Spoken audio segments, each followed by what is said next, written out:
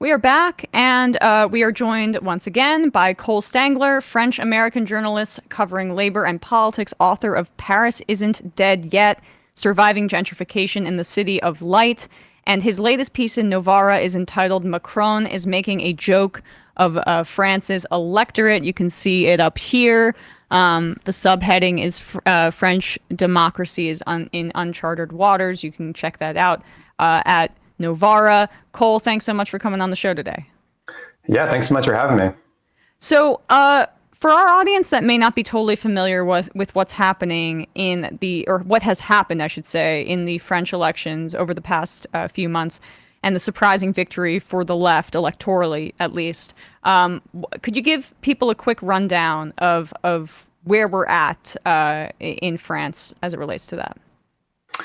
Yeah, so we had these snap elections at the end of June, the first round, beginning of July. The second round, the National Rally, the far-right party led by Marine Le Pen, was in front after the first round. And then the left actually won a surprising plurality of seats in that second round. You have a National Assembly that was elected as a result that's pretty evenly split among three camps. The left, again, like I said, has a slight plurality, this left-wing coalition called the New Popular Front, paying homage to the Popular Front of the 1930s in France. That coalition has a plurality of seats. Just behind them are the Macronists. So this sort of snap election gamble by President Macron actually resulted in his party decreasing its share of seats in the National Assembly. And then in third, so they came in third, but they did have a huge surge in support, is the National Rally, the far-right party. So they didn't win a majority, but they still significantly increased their share. And so you've had this scenario really since that second round in early July of three camps pretty evenly split, but the left with a slight plurality.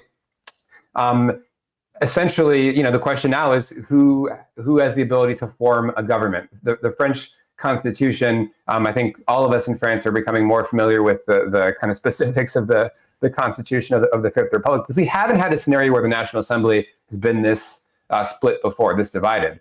And so right now we're in a situation where President Macron, under the Constitution, has the obligation to appoint a prime minister, but he hasn't done so yet.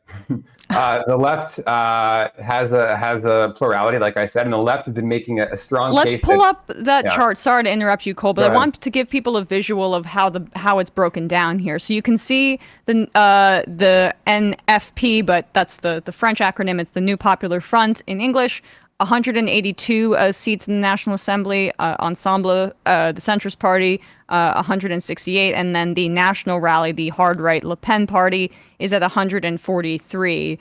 So they have the fewest seats, but together the centrists and the NFP could form a government as well. And was really the strategy, right, in terms of the second round of voting. The centrists and leftist candidates also, if one was up in one race, they would drop out to help the other. It was about an anti-fascist coalition with the centrists as well. If you could just explain how that shook out.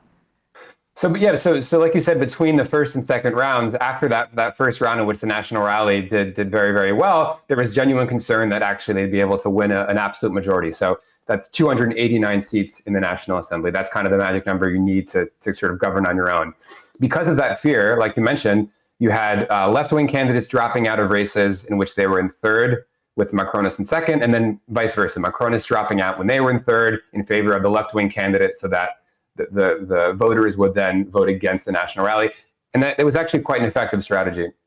That was sort of a very temporary, tactical Republican front, is what they call it in France, that was organized to prevent the RN from winning. But critically, that did not say that the left was going to actually govern with the Macronists.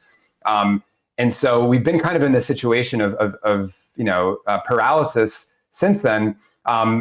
The people on the left saying, we should be able to have the ability to form a minority government. We may not have 289 seats in the assembly, but we came in first. Give us the chance to do that. And the Macronists have repeatedly refused to do so. We had first a long, quote unquote, Olympic truce that Macron called for, that was, I think, generously respected by parties. Respect the public relations of the Olympics, please. Yeah. And frankly, people take their vacation quite seriously in France too. I'm being very serious. I think that's part of why this worked too. People were off in July and August. Now people are coming back, and the situation really hasn't evolved. And this is where we get into kind of the what I tried to argue in that Novara piece. Why this is so alarming is that you have, I think there's a compelling case to be made that Macron is kind of pushing the bounds of his role, frankly, as the president. There's an ambiguity in the Constitution about, yes, he has to appoint a prime minister. It doesn't specify how much time he has to take to do that. And so he's, I think, really taking advantage of this kind of loophole, if you will, this blind spot in the Constitution, because right now the government is this outgoing Macronist government that is formally tendered its resignation, but is essentially governing day-to-day affairs. And that's the situation France is in, with this really no end in sight. Macron has repeatedly refused and made a very kind of emphatic no earlier this week, repeatedly refused to have the left govern. And that's what I think a lot of people are up in arms about. Does Macron have the ability to call for elections again? And basically, is he attempting to sabotage the government to this degree, so that it's dysfunctional and people get fed up, and then basically the Macronists are able to have a third bite at the or I don't know how many bites at the apple, but try this one more time? Yeah, I mean, this is sort of a classic Macronist strategy. It's how he's been able to win elections in the past. It didn't work this time around, but his sort of classic strategy is, the order versus chaos strategy. That's how he wins. That's how he won in 2017 against Marine Le Pen, basically scaring, benefiting from a lot of fear that the far right would win. It's how he won in 2022. And I think there's maybe this idea that out of chaos, paralysis, instability, the only solution at the end of the day, from his point of view, is we have to deal with a kind of center right, right wing government that's broadly supportive of Macron. And that could be the strategy. But again, to get back to, and maybe this is a little bit kind of wonky, but I think it's an important point to stress about the case that I think a lot of people are making more and more, that Macron is not fulfilling his constitutional obligations. The president has a role under this constitution that has a strong president. The president has a role in France of what's known as arbitration, so being an arbiter. And Macron has a responsibility as the president to essentially make sure the institutions function and be an arbitrator between the National Assembly and the executive. And right now, I think there's a case to be made that he's confusing that constitutional responsibility with essentially his political aim of essentially preventing the left from winning, and from having a government. There's another very important point I want to make about sort of why the delay could be going on here. Please do, yeah. Is that France has an important deadline coming up at the end of the year. They're supposed to have a new annual budget, and France recently was sort of reprimanded formally by the European Union for having a deficit that was too high. There's a sort of formal procedure in the EU where once they put you on this list, you have to show how you're going to cut down the deficit and keep public spending in check. So France was put on this list because of a budget deficit. S&P downgraded the French credit rating, and I think there's a sense here that, again, from the kind of neoliberal mindset, that you can't possibly let the left govern because they're just simply not serious enough for this moment. Again, serious from their perspective, because the left platform, frankly, is not that radical. It's talking about raising the minimum wage to 1,600 euros a month after Social Security contributions. That's like, $1,700. Talking about investing in public services and repealing this extremely unpopular pension reform from Macron, raising the retirement eligibility age. And that is seen as essentially unserious, reckless, too risky. And I think that is one of the big reasons here why Macron is being steadfast in refusing to let the left govern. So Macron raising the eligibility age, that there were massive protests over that, and my understanding is that was a significant kind of blow to his party because it's an austerity measure, basically, right? Like, if you raise the retirement age, then benefits that go towards people in France kick in a few years later. So I guess that could be seen by the centrists and corporatists and right as a way to cut into the deficit. But do the leftists like does the NFP do they have ideas such as like raising taxes on wealthy people that could do that as well? Absolutely, and I'm glad you mentioned that point. Yes, absolutely.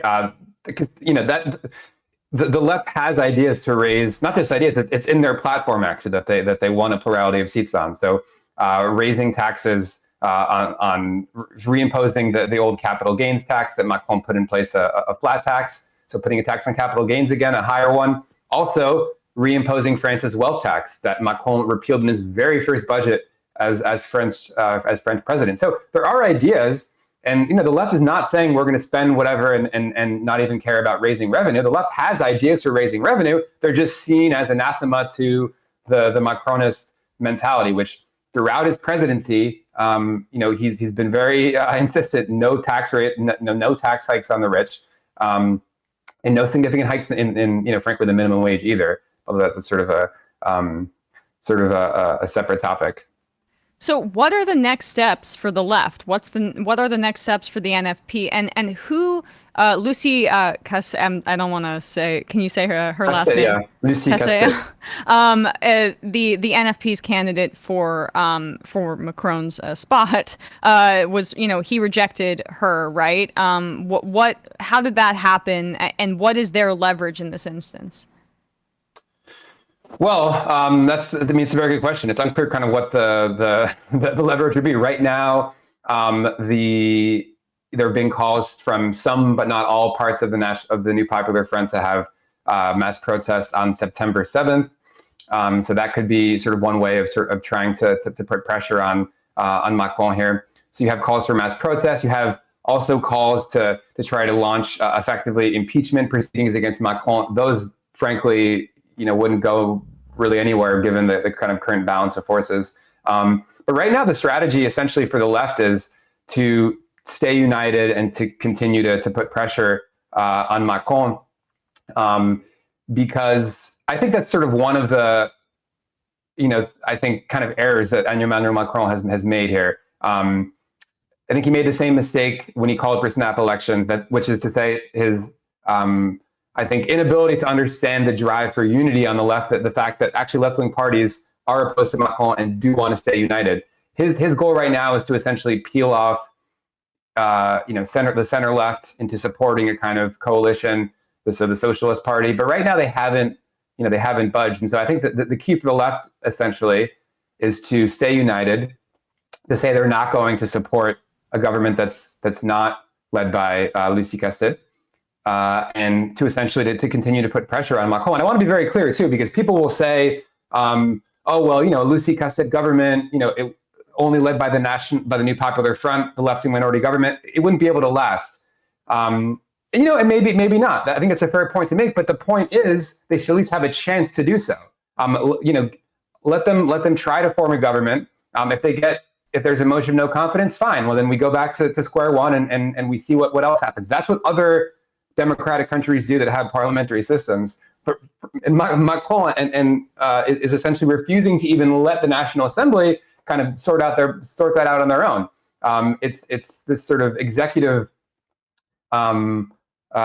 this excessive use of executive power that's quite alarming. And again, it's very consistent too with frankly how he's governed. You can see this kind of semi-authoritarian, illiberal kind of edge throughout his presidency, contrary to what the kind of the economic neoliberal policies that he proposes, right? Like a little bit. Sorry, go on, Cole. No, absolutely. That's an example. And I mean, look at.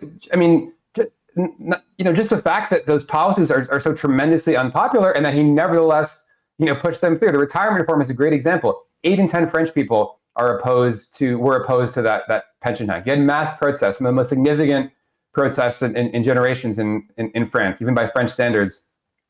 And Macron's response was essentially, I'm going to ignore you. I'm going to have the National Assembly pass this without a debate. So the retirement reform, you go back to the yellow vest, you can look at the policing strategies too, the extremely aggressive use of police force that we saw. So we saw that in the pension reform protests. You had, criticism from Amnesty International, human rights groups. We saw it with the yellow vest movement. in late 2018, early 2019, that uprising over the proposed hike in the fuel tax. So this is someone who, has a very, let's say, thinks he has a tremendous amount of executive privilege and executive power, and he's governed that way. And there's a very famous quote. I don't know how famous it is. It's famous among kind of nerds like us, but Macron gave this interview before he was elected, so in 2015, in which he talked about really the big issue in French politics is the absence of the king. It's, France has struggled to deal with this kind of emptiness of getting rid of the king, and the Republic has tried to kind of fill this void with a strong executive, but it doesn't really, do so.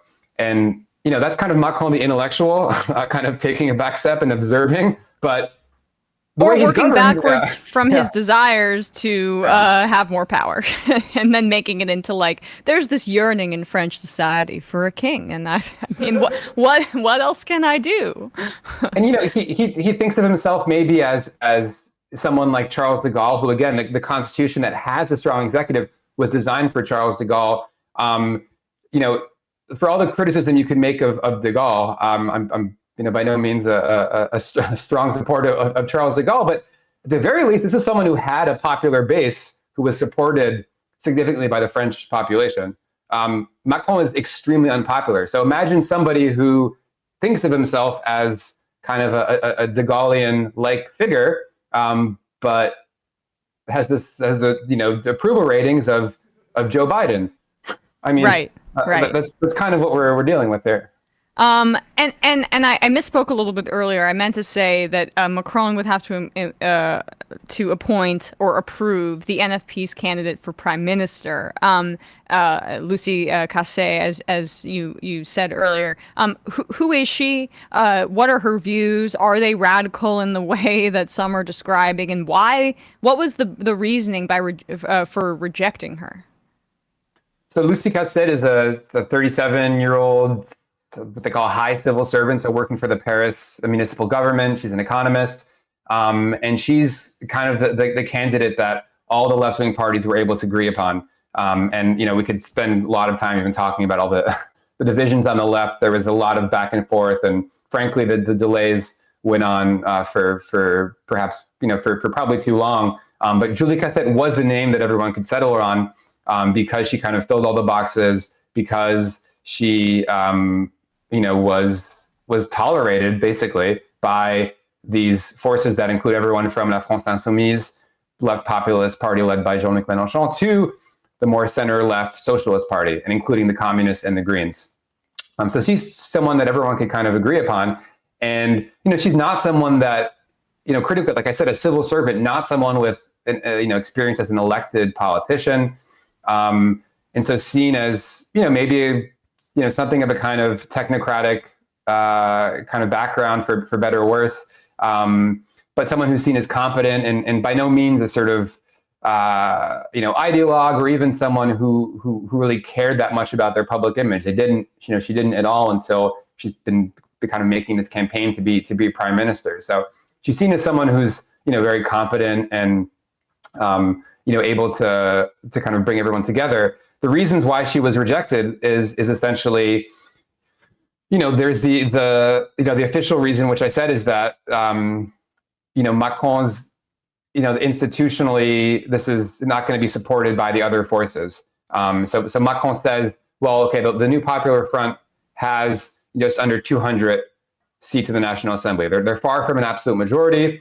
The problem, again, this is from his perspective, is he'll say, well, I know the far right is going to vote against her, and I know the Macronists, many of them are going to vote against her because they don't want the left to govern. Therefore, it's impossible. And so the counter argument to that is, well, we don't really know until we try, and then let's see where it goes from there. But that's the official reason. And he's naturalizing it, where if Macron, who is the president and leader of the centrist party, was to say, let's whip votes to get behind and get a majority to make her PM, then okay. He's pretending he doesn't have any power when the guy is all about expanding his power. Yeah, no, of course. And what's interesting too is initially the first talking point was, well, the Macron's party said this, others said it. We're never going to vote for a left-wing government that has La France Insoumise in it, that the left populist party with Jean-Luc Mélenchon. And so essentially what would happen at the end of last week was Mélenchon basically called their bluff and said, okay, well, we don't have to be part of the government. We're ready to support a government, but we won't participate in it. And that's actually this tradition in France of communists supporting governments but not actually being in them. The Popular Front, had this, for instance, back in the 30s. So even when La France Insoumise said we're not going to participate, they still said, well, we're not going to support a platform that's supported by the left. That's a red line. So even that has kind of shifted over time, and the next steps are it's really unclear. I wish I could kind of give you some clarity, but I think nobody really knows how this is going to shake out because there's not really a precedent for this. Well, he's up for re-election, in 2027, Macron? Yes, and he can't call legislative elections until 2025, which is a year from now, so a year from the last legislative elections. And so we're kind of stuck in this situation right now until at least next early summer. Last question I'll give to you, Cole, from one of our viewers who writes in as Nancy Mace, says, does the French government function in any way while there is this impasse? I keep thinking about how the U.S. can do nothing until there's a speaker. Yeah, that's the situation we're in now. Is you have this outgoing government that has formally submitted its resignation, but because there's no government to replace it yet, that previous government is continuing to function. They're managing day-to-day affairs. That's what they're allowed to do. They can't propose new major changes, but they can manage what's called day-to-day affairs. And that's how France is functioning right now. Already, we're now at, I think, 43 days, if I'm not mistaken. That's now a record for the history of the Fourth Republic and the Fifth Republic. So going back to, just after World War II. So yes, there is a government managing day-to-day affairs. All right. Well, hoping those protests are effective, I guess, in a week or two. Really appreciate your time today. Cole Stangler, his book is called Paris Isn't Dead Yet, Surviving Gentrification in the City of Light. And you can read his latest piece in Novara entitled Macron is Making a Joke of France's Electorate. Thanks so much for your time today. I really appreciate it. Yeah, thanks so much for having me. Hey, folks, don't forget to hit the subscribe button and check out our daily show. We do it every day at 12 p.m. Eastern for about 2.5 hours. We even take phone calls. You should check that out.